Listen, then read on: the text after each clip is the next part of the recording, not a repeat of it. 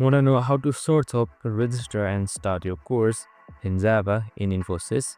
Well, no worries. In this video, I'm going to show you an easy step-by-step guide on how you can easily access and register courses using Infosys Springboard.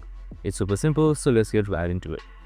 Now, first things first, make sure you open Infosys Springboard.us or anywhere, maybe Canada as well. It's your choice.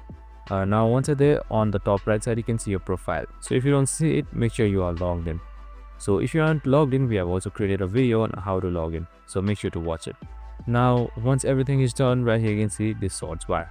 Just simply select this search bar and then type in Java. So you can also simply type any Java, that is 11, 8 or 17 as well. Now once the search loads, you should be seeing courses right here on the left side. So make sure only courses are selected since you want to register in course. So you can just simply scroll down until you find the right course that you want to get started with. And once you're done, just simply select it. And once you've selected it, here you should be seeing overview, learning process and also completion certificate. That's great. So you can just simply select start right here.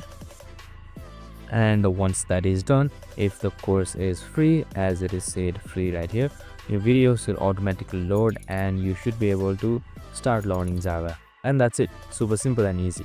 I hope this video helped. If it did, make sure to like, subscribe and tune in with us for more of these videos. See you in the next one.